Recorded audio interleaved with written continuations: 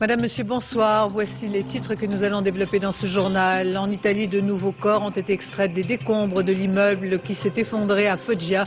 Le gouvernement proclame l'état d'urgence et décide un vaste plan de vérification des bâtiments.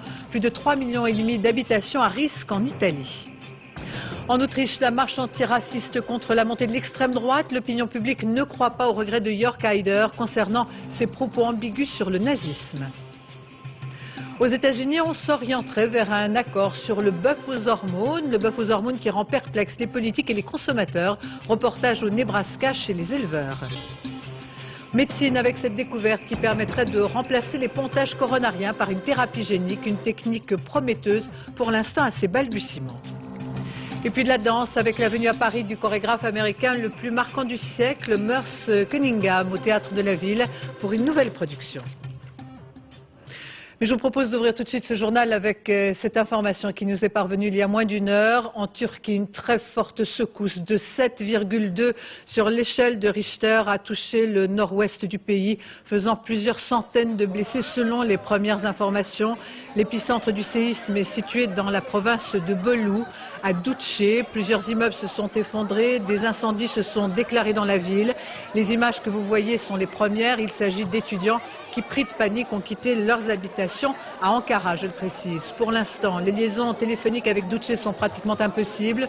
Selon les experts, il ne s'agirait pas d'une nouvelle réplique au séisme du 17 août qui avait touché cette même partie du pays, provoquant, je vous le rappelle, la mort de plusieurs milliers de personnes. Le président turc Demirel vient de qualifier de grand désastre ce tremblement de terre qui s'est donc produit vers 19 h dans le nord-ouest de la Turquie. Nous reviendrons sur ce séisme en cours de journal dès que nous aurons davantage d'informations. En Italie, l'état d'urgence a été décrété dans la ville de Foggia près de 48 heures après l'écroulement de cet immeuble construit à l'économie. Le bilan est toujours provisoire. 3 nouveaux corps ont été retirés des décombres cet après-midi alors que les secouristes continuent leur travail sans espoir maintenant. Le parquet de Foggia a ouvert dès hier une enquête pour homicide involontaire et le président de la République en personne s'est rendu au chevet des victimes. Alain Chalvron, Dominique Merlin. Voilà ce qui reste de la partie gauche de l'immeuble de 6 étages. Un tas de gravats fumants, un stock de matelas qui se consume dans une odeur étouffante de caoutchouc brûlé. À droite, en revanche, c'est à un trou qu'a fait place l'immeuble. Les sauveteurs fouillent maintenant ce qui reste des 2e et 3e étages. 16 heures, un silence tendu s'empare du chantier. Une folle rumeur. Des chiens auraient repéré un survivant. Les sauveteurs, comme dans une fourmilière où chacun aurait sa tâche précise, redouble d'efforts. Hélas, ce n'est qu'un cadavre de plus, le 32e, qu'ils sortiront des décombres. S'il y avait encore des survivants dans cette partie de l'immeuble, ils ne respirent plus. Avec toute cette fumée hier et aujourd'hui, ils sont certainement morts asphyxiés. De fait, l'ambiance a changé. Ce matin, les familles étaient encore là. Il y avait de l'espoir. Ce soir, ils sont peu nombreux à espérer encore une bonne nouvelle. Quelle espérance! Mes neveux habitaient au premier étage, il n'y a plus d'espérance. 17h30, la nuit tombe. La fourmilière continue son travail à la lumière des projecteurs. L'atmosphère de caoutchouc brûlé est de plus en plus irrespirable. Et surtout, le fol espoir de cet après-midi a fait place à l'accablement. On n'attend plus de miracles. On est pressé d'en finir avec un cauchemar qui dure depuis plus de 36 heures. Mais le travail continuera jusqu'à ce que l'on retrouve le dernier des 71 habitants de l'immeuble, mort ou vivant. Et en milieu de journée, les experts dépêchés sur place ont estimé que l'immeuble voisin risquait à son tour de s'effondrer, alimentant un peu plus l'inquiétude de la population. Les hypothèses concernant les causes éventuelles de l'accident se concentrent autour de la construction de ces immeubles, anomalies structurelles ou simples défauts ponctuels de fabrication. Le gouvernement a décidé de lancer un plan de vérification des bâtiments, et ce à travers tout le pays. Plusieurs millions d'habitations seraient à risque en Italie. Yasmina Farber, Bernard Appey. Juste à côté des gravats, un immeuble ressemble étrangement à celui qui s'est écroulé. Il est en train de s'affaisser, de s'effriter. Par mesure de sécurité, les habitants ont déserté les lieux. Cet immeuble est exactement identique à celui qui s'est écroulé. Il a été bâti par le même constructeur, donc on l'a fait évacuer parce qu'il y a des problèmes dans les fondations. Il y a des risques ici. Oui, c'est sûr, mais tout ça est dans les mains des services techniques de la commune. Les commissions de sécurité ont visité d'autres immeubles voisins qui ne présenteraient pas de risque car ils n'ont pas de garage en sous-sol. Mais les habitants du quartier ne sont pas rassurés pour autant. Ils veulent comprendre. Moi, j'espère au moins qu'on nous dira la vérité sur les causes de cet effondrement. Parce qu'ici, il y a beaucoup de gens, beaucoup d'enfants. On a peur, on est terrorisé de vivre ici. Il faut répondre aux attentes de nos concitoyens. Ils sont pris de panique, ils ne se sentent plus en sécurité. Le conseil municipal a pris une mesure. Il s'engage à rembourser toutes les visites des services techniques. En attendant les visites techniques, les habitants nous ont montré la qualité de leurs appartements. Fissures, faux plafonds qui s'écroulent, c'est un peu la psychose de l'effondrement. Selon une récente étude, 3,5 millions d'habitations sont classées à risque en Italie, 10 millions de personnes sont concernées. La catastrophe de Foggia repose après d'autres accidents similaires le problème de la sécurité. Le président du Conseil a annoncé qu'il allait débloquer des fonds pour un immense état des lieux des immeubles dangereux. En Corse, la nuit dernière, un commando se réclamant du FLNC Canal Historique a ligoté 3 personnes, 3 continentaux, après avoir placé des explosifs autour de bungalows d'une résidence à Saint-Florent. Par ailleurs, 3 attentats survenus quasi simultanément ont touché des résidences secondaires dans le sud de l'île. Une violence condamnée sans appel par le préfet Jean-Pierre Lacroix.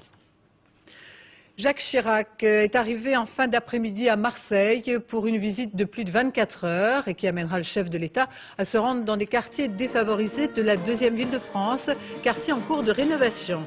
Jacques Chirac a accueilli à l'hôtel de ville par Jean-Claude Gaudin, le maire de Marseille. Le président de la République a reçu les honneurs militaires et passé les troupes en revue.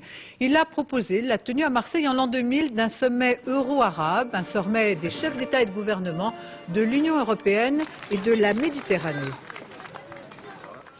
Toujours pas d'accord entre la France et la Grande-Bretagne concernant cette guerre du bœuf britannique. Aujourd'hui, c'était au tour des experts de plancher à Bruxelles. Apparemment, quelques progrès, mais rien de tangible avant la prochaine rencontre en début de semaine prochaine. La hache de guerre n'est toujours pas enterrée, alors que Martine Aubry se prononce en faveur de tests sur tous les bovins destinés à être exportés. Éric Mézy.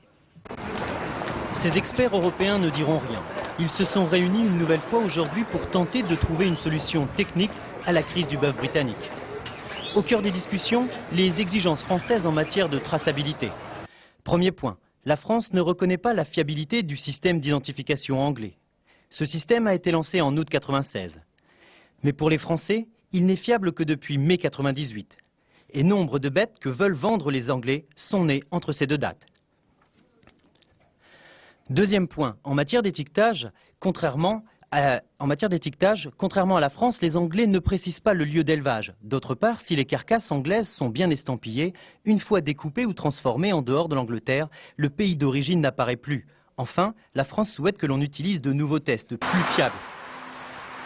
Un seul expert allemand assistait en tant que simple observateur à la réunion de Bruxelles. Un regret pour les Français qui voudraient voir les Allemands s'impliquer davantage, car outre-Rhin, on rejette aussi le bœuf britannique.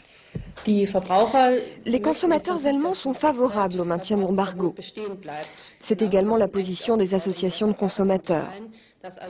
Nous demandons qu'il n'y ait pas de levée de l'embargo, mais nous sommes conscients que les pays seront peut-être contraints par la Cour européenne de justice. C'est lundi ou mardi prochain que les ministres européens de l'agriculture devront trouver une solution. Sinon, Bruxelles entamera une procédure judiciaire contre la France.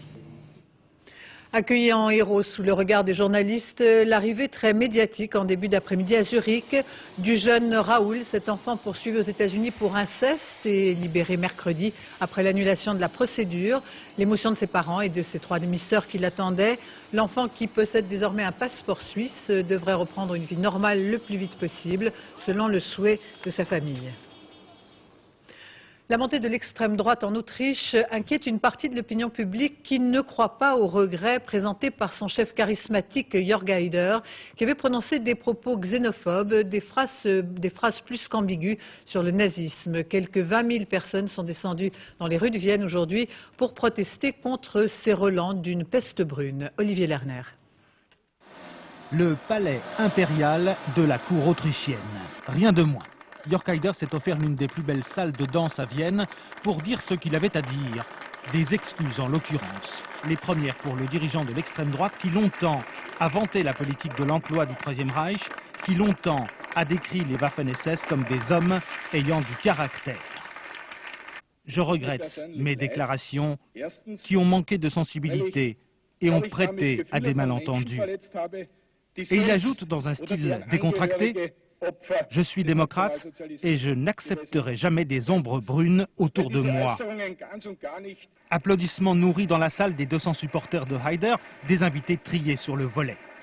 Un mea culpa stratégique ce matin, alors que ce soir, des organisations antiracistes battaient le pavé de la capitale autrichienne pour protester contre la xénophobie, l'idéologie du parti de Haider, qui a fait un véritable tabac aux législatives du 3 octobre et qui dispose aujourd'hui au Parlement de 52 députés sur 183. La première manifestation anti-Haider remonte à 1993. 300 000 manifestants avaient répondu présents. Ce soir, ils ne sont pas plus de 20 000 et les hommes politiques autrichiens de premier plan sont invisibles. Haider cherche aujourd'hui à se donner un visage souriant et aimable. Il est encore plus dangereux parce qu'il cherche à tromper l'opinion publique pour dire « je ne suis pas celui que vous croyez », mais en réalité, il a clairement exprimé des idées néo-nazis, racistes, xénophobes. Stop à l'extrême droite avec ses phares de vélo qui clignotent, agités par les manifestants qui ne croient pas aux excuses formulées aujourd'hui par celui qui ne rêve plus que d'une chose, devenir chancelier après ce virage verbal à 360 degrés censé lui procurer une nouvelle virginité. Au Pakistan, série d'attentats contre des bâtiments publics des États-Unis à Islamabad, des explosions marquant une vague d'anti-américanisme, à peine 2 jours avant l'expiration de l'ultimatum des Nations Unies contre l'Afghanistan voisin, Kaboul, qui refuse toujours de livrer le terroriste Ben Laden. Maryse Burco. Les cibles sont très claires, des bâtiments américains ou représentant les Nations Unies. 6 explosions presque simultanées ce matin à Islamabad, la capitale du Pakistan. Pas de blessés graves, pas de revendications pour l'instant, mais un contexte géopolitique bien particulier qui peut expliquer cet anti-américanisme. Depuis le putsch militaire du mois dernier, le général Musharraf est au pouvoir au Pakistan. Le régime est donc nouveau, mais les alliés traditionnels restent les mêmes. Entre autres, l'Afghanistan dirigé par les fondamentalistes talibans. Or, ce voisin afghan risque de se voir appliquer des sanctions économiques par les Nations Unies pour avoir refusé de livrer à l'Amérique le terroriste présumé Oussama Ben Laden. Ce milliardaire saoudien est considéré par Washington comme l'un des grands parrains du terrorisme mondial. Mais aux yeux de plusieurs organisations islamistes fondamentalistes, Ben Laden est avant tout un héros, le seul à oser encore défier l'Amérique. Si l'Afghanistan ne l'extrade pas avant dimanche, les sanctions des Nations Unies seront automatiquement appliquées. Cette vague d'attentats dans les rues d'Islamabad est donc de toute évidence un soutien à Ben Laden et à ses protecteurs afghans qui refusent de le livrer. Au Kosovo, peu avant son atterrissage, un avion du Programme alimentaire mondial a disparu des radars en milieu de journée. L'appareil qui transportait des employés de l'ONU, 24 personnes, s'est écrasé. En Grande-Bretagne, une page d'histoire se tourne avec la suppression des lords anglais héréditaires. Ces hommes héritiers des grandes familles aristocratiques avaient par tradition depuis plus de 700 ans un rôle législatif au sein du Parlement. Tony Blair l'avait promis, il a mis au chômage les quelques 700 pairs du royaume. Benoît Duquesne. Dans un silence quasi religieux et en 2 coups de chapeau, l'Angleterre vient de balayer 700 ans de tradition. C'était hier soir à la Chambre des Lords, le dernier débat auquel étaient conviés les lords héréditaires.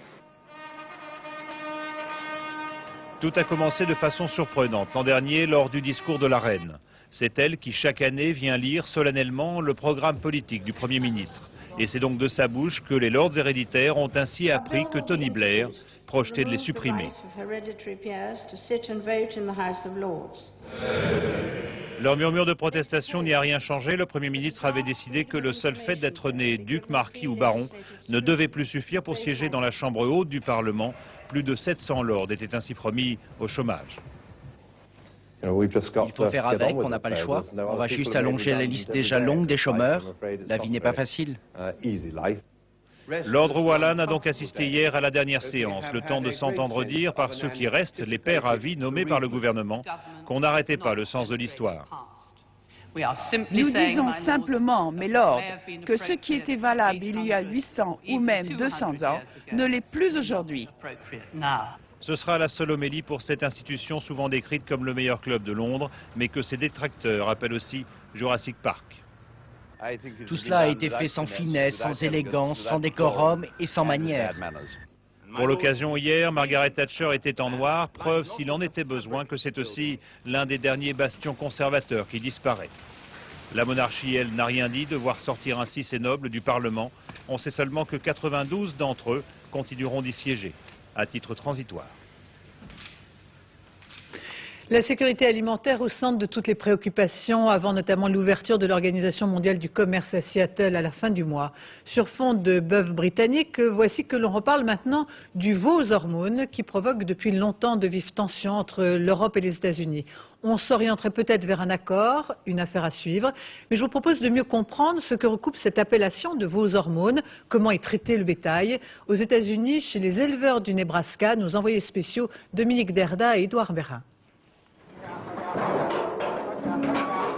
Ici, les veaux, on les traite comme du bétail, sans ménagement, sans brutalité non plus, de la marchandise, qu'il faut protéger des maladies et donc vacciner. D'ailleurs, c'est obligatoire.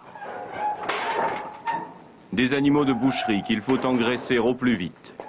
Et pour ça, rien de tel tous les 3 ou 4 mois qu'une bonne dose d'hormones de croissance.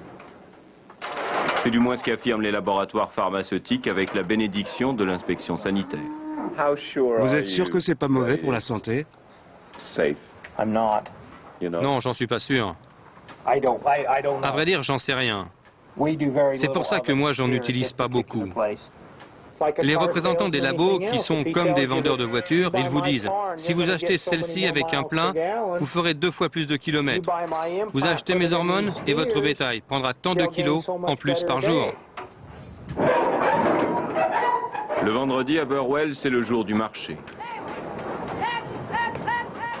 L'un des plus gros marchés aux bestiaux de tout l'Ouest américain. Comme partout ailleurs aux États-Unis, la plupart des bêtes qui vont être mises aux enchères ont reçu des injections d'hormones. Sûr qu'avec toutes ces saloperies qu'on leur injecte, on finit par se demander si c'est vraiment bon. Alors pourquoi vous continuez à les utiliser, ces hormones? Parce qu'en final, l'important c'est ce que tu gagnes. Plus vite tes bêtes grossissent, mieux elles profitent de leur alimentation, plus tu gagnes d'argent et maintenant il n'y a plus que ça qui compte. La différence entre un veau de l'année élevé aux hormones et un autre 100% naturel serait d'une quinzaine de kilos en moyenne. 150 francs par tête environ au cours du jour à la criée. Dans ce pays où 3 sociétés contrôlent à elles seules 85% du commerce de la viande bovine, où ces éleveurs qu'on croirait sortis tout droit d'un film sur la conquête de l'Ouest ne sont plus désormais que les maillons d'une véritable industrie, les frères Morgan, eux, font figure d'exception, des francs-tireurs. Sur les 4000 hectares de leur ranch, ils élèvent au grand air et sans la moindre hormone 2000 têtes de bétail. Leur fierté, ce sont ces bœufs de Kobe, une race japonaise réputée pour son goût et qui se vend à prix d'or sur les étals des magasins de luxe et dans les meilleurs restaurants de Los Angeles, Kansas City, Amsterdam, Paris ou encore Tokyo. Contrairement à la majorité des autres rancheurs, ils contrôlent tout eux-mêmes, chaque étape, jusqu'à la livraison. Si pour le consommateur c'est la qualité qui compte, eh bien moi je veux produire la meilleure qualité qui soit. Et ça, j'y parviens grâce à la sélection génétique, une bonne gestion et sans ces hormones artificielles. L'été dernier, Dan Morgan a écrit au ministère américain de l'Agriculture, à celui du Commerce. Plutôt, dit-il, que de mener une guerre contre l'Europe qui boycotte la viande aux hormones, plutôt que d'ériger en représailles des barrières douanières, il faut au contraire valoriser Ces produits de qualité qui toujours trouveront preneur. Défendre les petits producteurs indépendants. À la veille du sommet de l'OMC à Seattle, il n'a toujours pas reçu de réponse. Au chapitre médical, cette avancée d'une équipe de chercheurs américains qui a mis au point des gènes capables de remplacer des pontages coronariens. Pour l'instant, nous n'en sommes qu'au stade de la recherche, mais on imagine facilement l'impact d'un tel procédé pour les personnes souffrant de problèmes cardiaques. Benoît Thévenet. Cet homme a 59 ans et un cœur malade. Ses artères menacent de se boucher à cause de plaques de cholestérol. Normalement, il faut en passer par la chirurgie. Il s'agit alors de créer une dérivation grâce à une veine qui permet d'amener le sang sans encombre jusqu'au cœur. En clair, on contourne la zone malade, on appelle cela un pontage. Mais pour ce patient, c'est la médecine du futur qui va être utilisée, et plus exactement la thérapie génique. Les médecins lui injectent au niveau du myocarde, le muscle du cœur, un gène. Ce gène fabrique une protéine, le facteur VEGF, qui stimule la croissance des vaisseaux sanguins. Une fois en place, le facteur VEGF va créer une multitude de petits vaisseaux, une véritable arborescence. Et c'est donc l'organisme lui-même qui réorganise l'irrigation du cœur. Les vaisseaux vont croître aux alentours de l'artère bouchée, puis ils vont se diriger vers la partie du cœur qui ne recevait pas assez de sang. L'étude ne concerne pour l'instant que quelques dizaines de patients, mais les résultats sont surprenants. Diminution des angines de poitrine et meilleure résistance à l'effort. Enfin, les injections ne semblent pas avoir d'effets secondaires. Mais il faudra encore beaucoup d'années pour rendre la technique courante, d'autant que la chirurgie cardiaque est en constant progrès.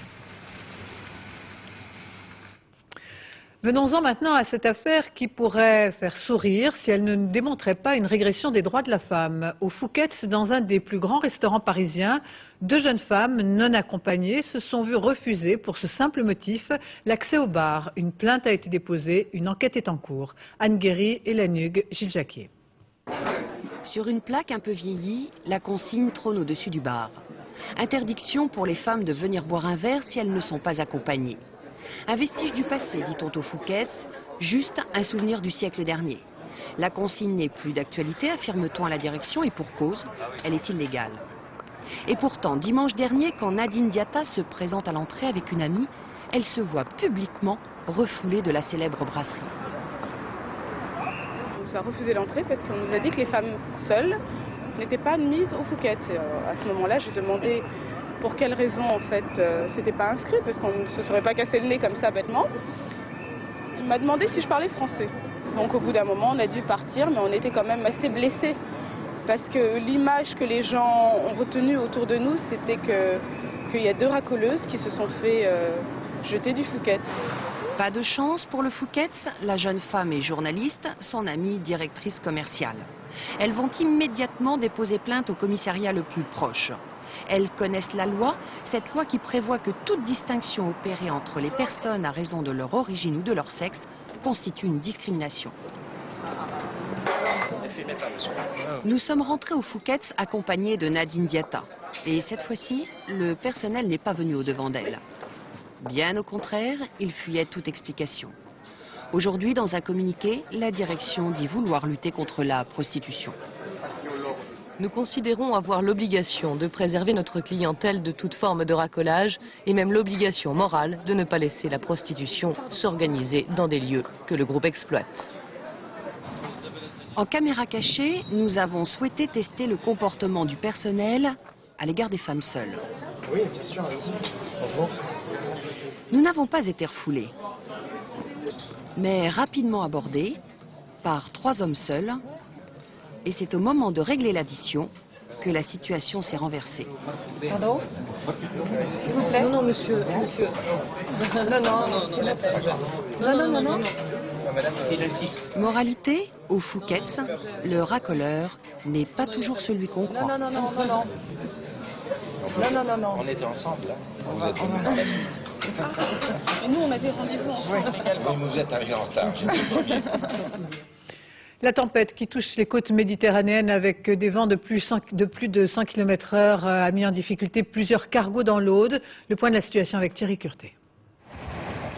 L'échouage est spectaculaire. 2 cargos se sont retrouvés sur le sable, poussés par un vent de force 9 à 10, de 100 à 130 km/h. Les 2 bâtiments étaient heureusement déchargés et ne sont pour l'instant pas trop endommagés. La situation a été un temps plus critique à l'entrée de Port-la-Nouvelle. Un autre cargo, turc que celui-là, a rompu ses amarres. Il est venu heurter la jetée de l'avant-port. C'est l'intervention de 2 remorqueurs, d'une vedette et de plongeurs qui a permis de limiter les dégâts. L'une des 4 éoliennes du parc électrique n'a pas résisté aux fortes rafales. Elle s'est rompue. Les pluies qui accompagnent ces bourrasques ont provoqué la brusque montée de tous les cours d'eau de l'arrière-pays narbonnais. Ils ont tous atteint ce soir leur cote d'alerte. Toute la bande littorale des Pyrénées-Orientales a également été touchée.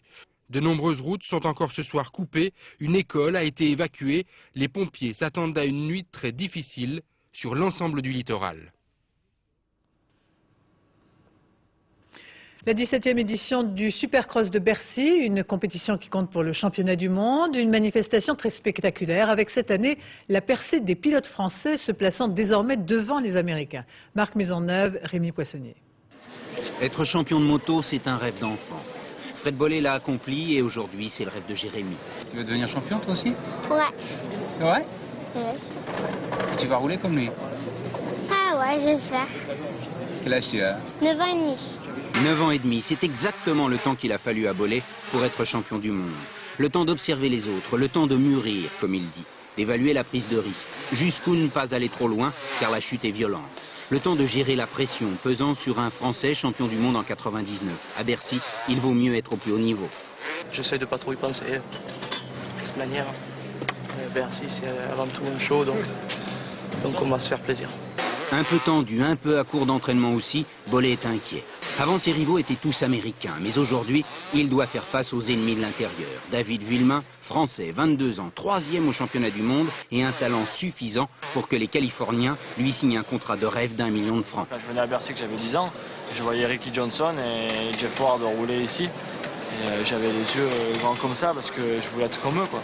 Et j'ai eu l'opportunité, j'ai travaillé pour faire ce que je voulais faire, c'est-à-dire être bon pilote de l'ennemi et partir aux États-Unis pour essayer de faire quelque chose là-bas. Et c'est ce que je commence à faire et j'espère que ça va réussir. Ça fait quoi de se réveiller le matin et de dire qu'on vit ses rêves? On dit que pour l'instant ça va bien pour moi. En l'an 2000, David émigre aux USA, là où les stades sont pleins. 110 000 spectateurs en moyenne, 3 fois Bercy. Mais là-bas, même les rêves de moto sont plus grands. Musique avec sur scène demain soir l'une des révélations de l'année aux États-Unis. Son nom est Jude. Demain soir, il se produit à l'Élysée-Montmartre. Ce chanteur influencé par les Beatles est considéré comme un parolier de talent. Olivier Lenouza, Régis Maté. Hey Jude, don't make it bad. Take a sad song and make it better. Jude, un personnage inventé par les Beatles qui prend vie, qui transforme 2-3 notes de musique en mélodies pleines d'harmonie. Jude, la révélation musicale de l'année. J'écoutais les Beatles à la maison. J'aimais également les chansons des années 50. Mon père était musicien, il jouait de la folk, de la pop. Voilà mes origines. Après des études de philo, Jude a connu les petits boulots. Des années de galère, 5 ans à ramer seul dans son coin, à composer des dizaines de chansons.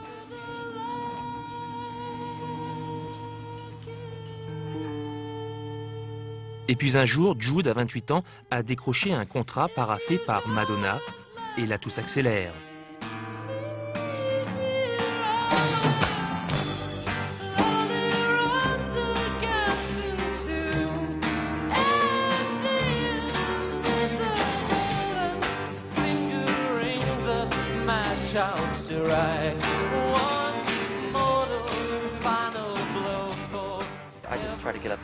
J'essaye juste de toucher les gens.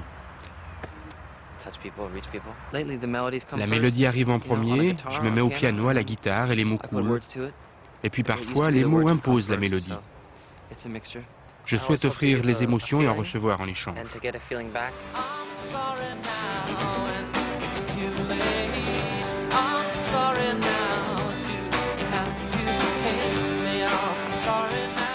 Jude chante les 1001 mesquineries, les 1001 merveilles de la vie. Il évoque sa ville d'adoption Los Angeles, la cité des anges, la cité d'un ange à la voix si frêle et si romantique.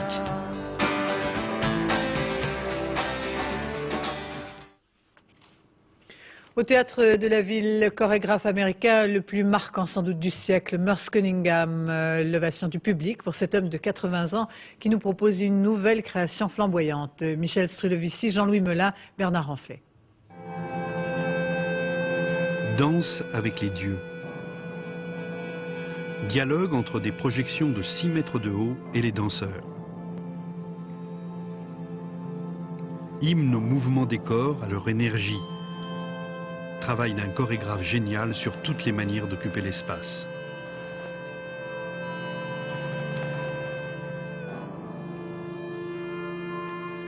Ici s'entr'ouvrent les portes du rêve. Ici se crée une peinture vivante qui nous fait vibrer tous les sens.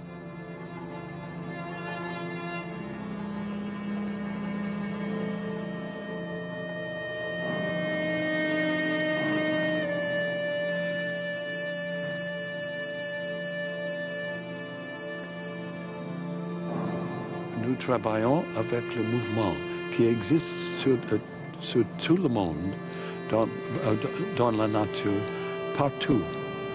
Et ça m'intéresse toujours. Sa curiosité est sans rivage. Merce Cunningham s'appuie sur les nouvelles technologies, sur l'informatique pour obtenir cette grâce. Il crée ainsi des alliances inédites entre espace, chorégraphie, lumière et musique. La technologie, l'ordinateur et la danse, tous les deux sont concernés avec looking. Avec le regard. Le regard. C'est la même chose. Pour la danse, on regarde, et avec l'ordinateur, on regarde, on change avec l'ordinateur. Oui, mais on regarde ça. Merce Cunningham, jeune explorateur de 80 ans, n'en finit pas de nous envoûter. Avant de refermer ce journal, cet hommage que nous souhaitons rendre au réalisateur Maurice Dugofson, figure de la télévision et du cinéma, qui est décédé hier à Paris. Il avait notamment mis en image l'émission Droit de réponse. Marcel Trier. L'un de ces derniers polémiques. Pendant 7 ans, Maurice Dugofson fut aux manettes des débats en direct, animés par Michel Cotta. Il était le complice invisible et discret qui savait si bien capter, depuis la pénombre de la régie, les empoignades qui survenaient sous les projecteurs des studios. Non, pas du tout, pas du tout. Nous n'avons jamais accepté le moindre compromis dans ce domaine. Ah non, absolument. Un talent qui lui avait valu plusieurs sets d'or. Dans ce registre, il était en effet le meilleur et pas le moins courageux. Ça fait un drôle d'effet d'avoir, dans la même soirée, des récompenses pour 2 émissions qu'on a supprimées. Ou alors, c'est l'inverse, on supprime des émissions qui ont des prix. Un style qu'il avait inventé dans les années 71-72 pour l'émission de Michel Pollack. Ce qu'il a apporté, c'est pas seulement technique, c'était cette espèce de génie qu'il avait d'avoir une caméra placée juste au moment, à l'endroit où il allait arriver quelque chose. C'est-à-dire quelqu'un qui allait tout d'un coup se lever et éclater, quelqu'un qui allait en injurier un autre, il avait sa caméra qui était prête. Alors ça, c'est une espèce d'intuition miraculeuse. Mais il fut aussi un grand documentariste, avec ce portrait de Che Guevara, par exemple, ou cet hommage tendre et admiratif aux femmes, pour lui les vrais révolutionnaires de ce siècle. Il était aussi, pour le cinéma, l'auteur de l'inoubliable F comme Fairbanks avec Patrick Devers. Un sourire si tendre, si malicieux, qui vient de s'éteindre. C'est la fin de ce journal. Je vous en rappelle le principal titre. En Turquie, une très forte secousse de 7,4 sur l'échelle de Richter a touché le nord-ouest du pays, faisant 3 morts et plusieurs centaines de blessés selon les premières informations. L'épicentre du séisme est situé dans la province de Bolu à Duce. Plusieurs immeubles se sont effondrés, des incendies se sont déclarés dans la ville. Les images que vous voyez actuellement sont les premières. Il s'agit d'étudiants qui, pris de panique, ont quitté leurs habitations à Ankara. Pour l'instant, les liaisons téléphoniques sont pratiquement impossibles. Selon les experts, il ne s'agit pas d'une réplique du séisme du 17 août, mais d'un nouveau tremblement de terre. Cette réplique, je vous le rappelle, avait provoqué la mort de plusieurs dizaines de milliers de personnes. Le président turc Demirel vient de qualifier de grand désastre ce séisme qui s'est donc produit vers 19 h dans le nord-ouest de la Turquie.